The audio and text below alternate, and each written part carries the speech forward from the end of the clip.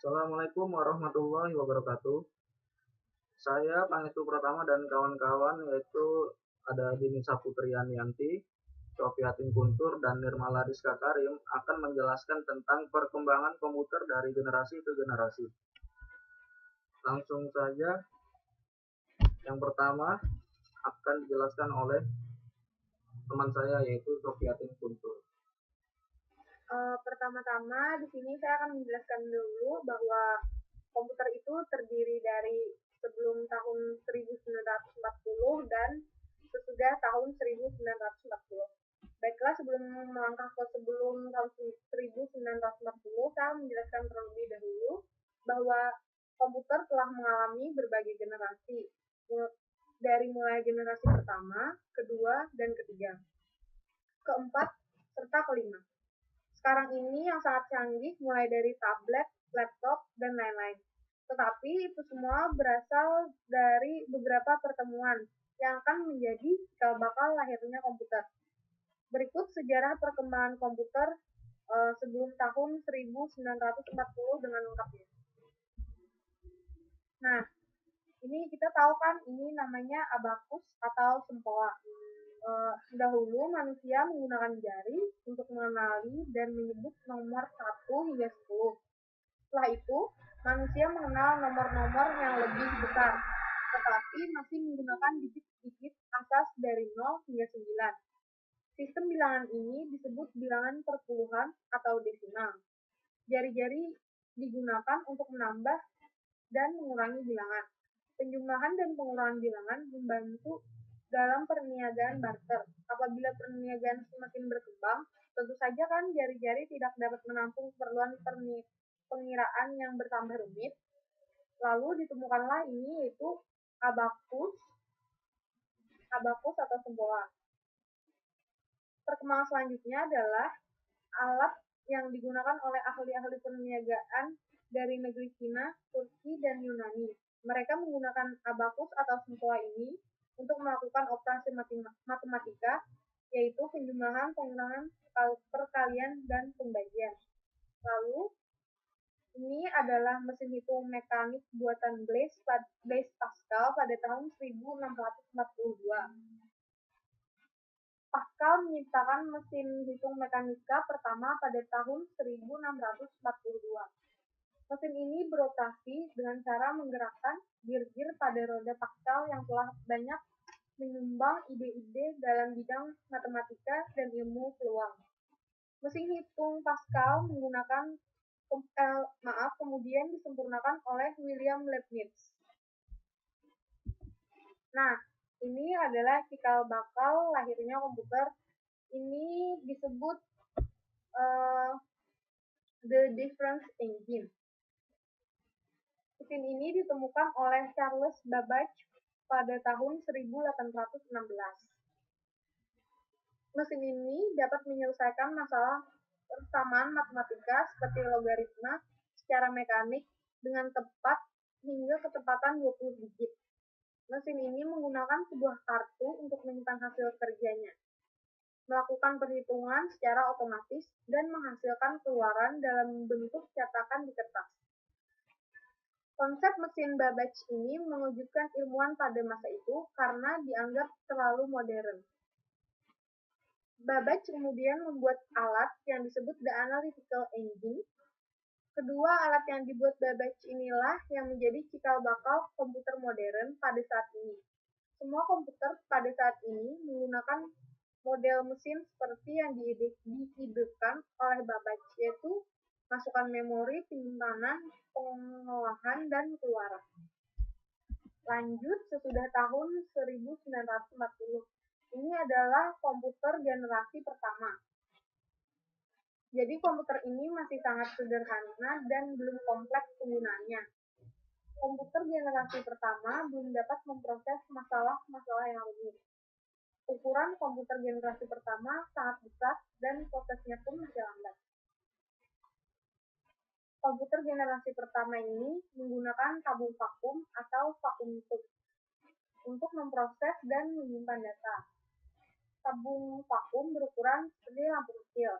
Tabung vakum cepat panas dan mudah terbakar. Ribuan tabung vakum diperlukan untuk mengoperasi komputer generasi pertama. Komputer generasi pertama murni peralatan elektronik yang berfungsi untuk membantu ilmuwan menyelesaikan masalah perhitungan matematika secara cepat dan tepat. Ukuran yang besar ini mirip komputer induk atau komputer utama. Contoh komputer generasi pertama adalah ENIAC atau Electronic Numerical Integrator and Calculator yang dibuat oleh Dr. John Macaulay dan Presper Eckert tahun 1946. Selanjutnya ini adalah komputer generasi kedua, yaitu penyempurnaan dari komputer generasi pertama. Komputer ini menggunakan transistor dan dioda untuk menggantikan tabung vakum. Walaupun keduanya juga mudah terbakar, pada komputer generasi kedua diperkenalkan cara baru untuk menyimpan data, yaitu dengan penyimpanan secara magnetik. Penyimpanan secara magnetik menggunakan besi-besi lunak yang dililit oleh kawat. Kecepatan prosesnya itu lebih cepat daripada generasi sebelumnya. Awalnya, komputer generasi kedua menggunakan bahasa program tingkat tinggi seperti Fortran tahun 1954 dan COBOL tahun 1959. Kedua bahasa program itu menggantikan bahasa mesin. Pada generasi ini, ukuran komputer lebih kecil. Komputer generasi ini digunakan untuk proses data di bidang perniagaan, universitas, dan militer. Contoh komputer generasi kedua adalah DEC PDP-8, IBM 700, dan IBM 7094. Baiklah, selanjutnya untuk komputer generasi ketiga dan keempat akan dijelaskan oleh rekan saya, yaitu Nirmala Rizka Karim.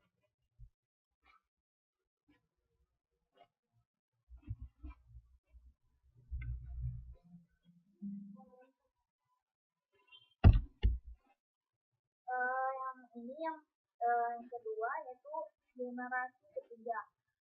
Generasi ketiga ini IC dibuat pertama kali oleh Process Instrument and Field Semiconductor pada tahun 1959 yang hanya dari 6 transistor. Bisa kita bandingkan bahwa prosesor saat ini yang kita gunakan telah memiliki jutaan, puluhan, ratusan juta transistor. Bahkan telah didesain prosesor dengan miliaran transistor. Sebuah perkembangan yang luar biasa dalam masa kurang dari setengah abad.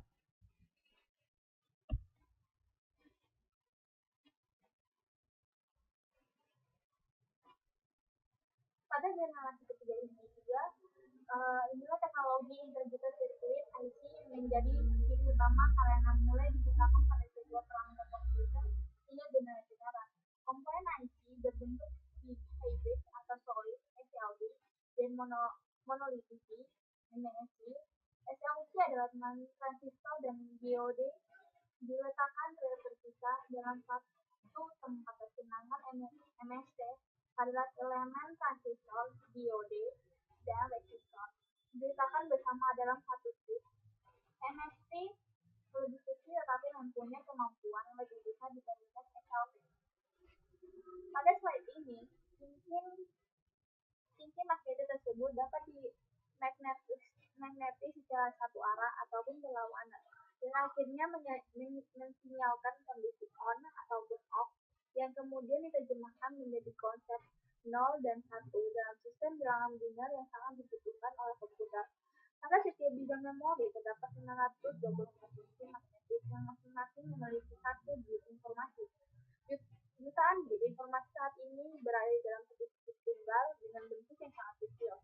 Komputer yang digunakan untuk otomatis pertama kali dikenalkan pada tahun 1998 oleh TDC 808 yang memiliki 4 KB memori dan 8 bit untuk core memori.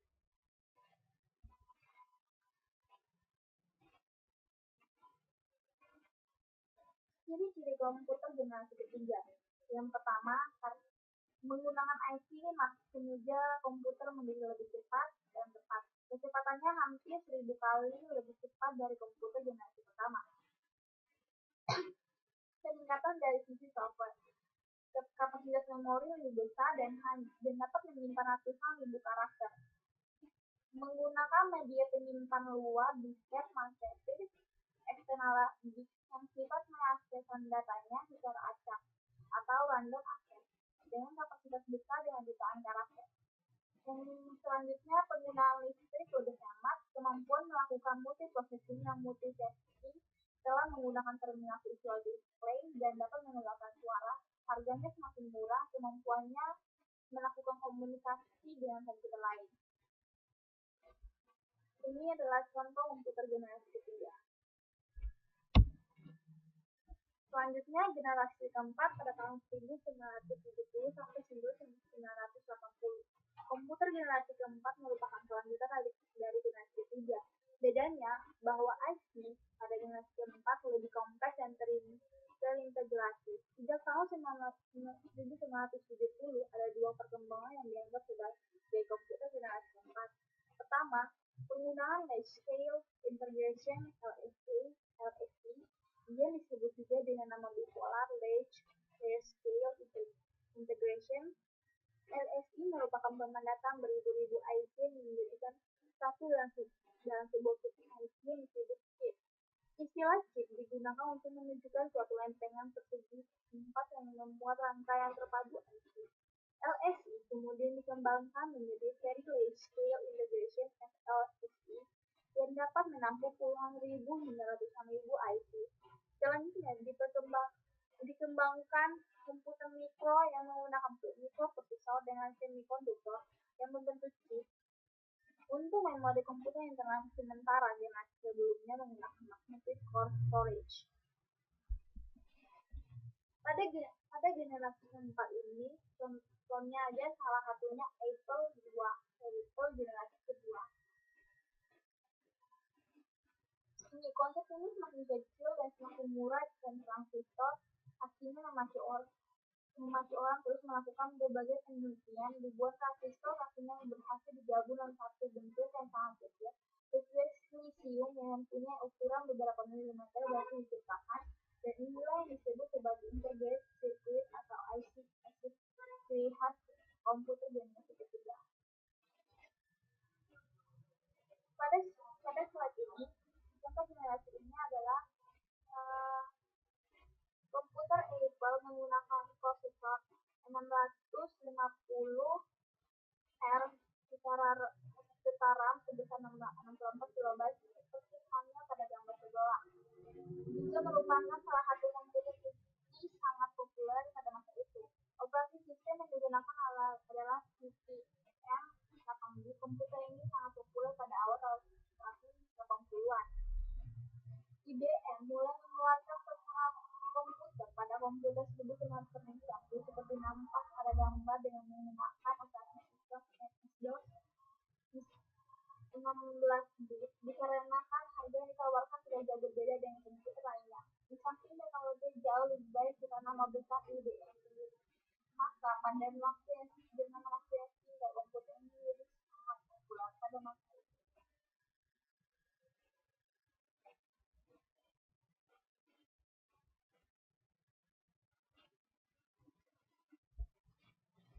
Dan ini adalah komputer generasi keempat pada PDP 11.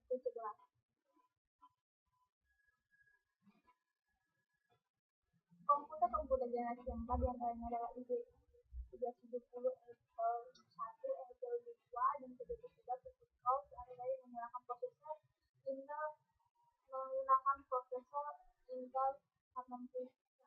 8080 dengan sistem operasi ORM, kontrol program for microprocessor dengan bahasa pemrograman Microsoft Basic. Sebagai catatan bahwa pada komputer generasi keempat ini tidak satupun yang isi compatible atau mixed compatible, sehingga pada generasi ini belum ditentukan standar sebuah komputer serta personal komputer atasnya. Ya, saya ini digantikan oleh generasi selanjutnya.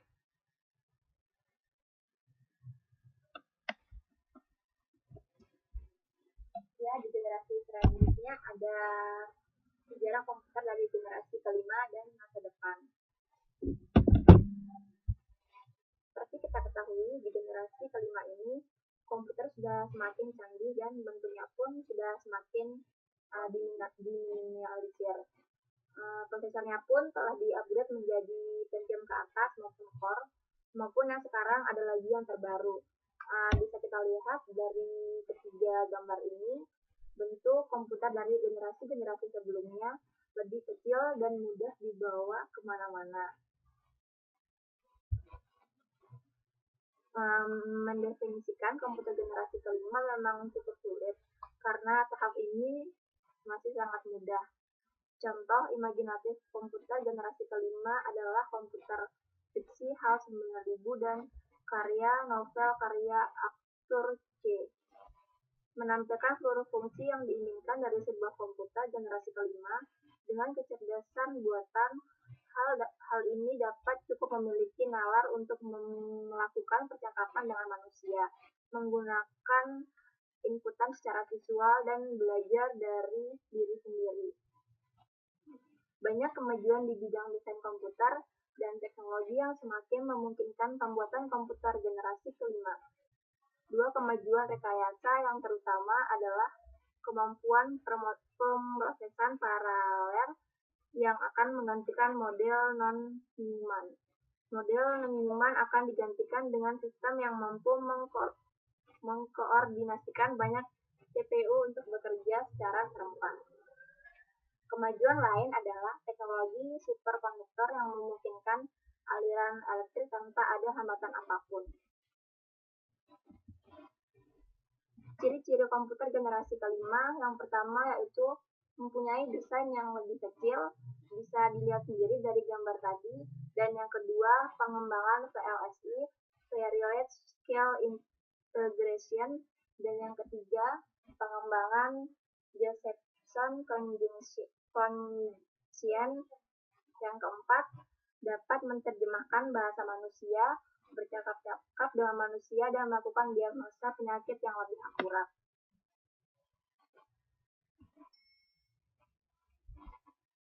Dan selanjutnya ada gambar kemungkinan komputer yang akan ada di masa depan. Dengan teknologi komputer yang ada pada saat ini, agak sulit memang untuk membayangkan bagaimana komputer masa depan. Dengan teknologi yang ada saat ini saja, kita seakan sudah dapat menggunakan dunia. Dari sisi teknologi, beberapa ilmuwan komputer meyakini suatu saat tercipta apa yang disebut dengan biochip, yang dibuat dari bahan protein sintetis. Robot yang dibuat dengan bahan ini kelak akan menjadi manusia tiruan. Sedangkan teknologi yang sedang dalam tahap penelitian sekarang ini yaitu mikrooptik serta input-output audio yang mungkin digunakan oleh komputer yang akan datang. Ahli-ahli sains komputer sekarang juga sedang mencoba merancang komputer yang tidak memerlukan penulisan dan pembuatan program oleh pengguna. Komputer tanpa program. Ini mungkin membentuk ciri utama generasi komputer yang akan datang. Bisa dilihat sendiri dari gambarnya, mungkin ini bayangan-bayangan di masa depan.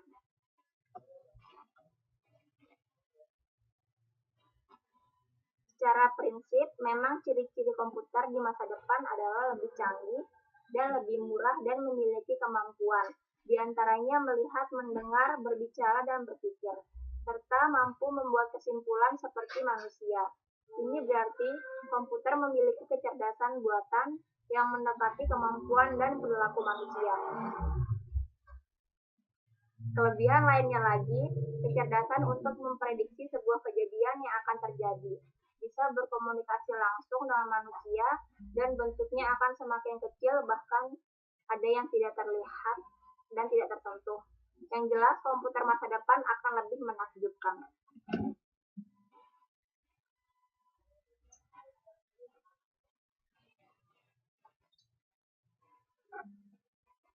Ya, demikian dari kami penjelasan tentang perkembangan komputer dari dari generasi ke generasi. Ya, sekian dari kami. Wassalamualaikum warahmatullahi wabarakatuh.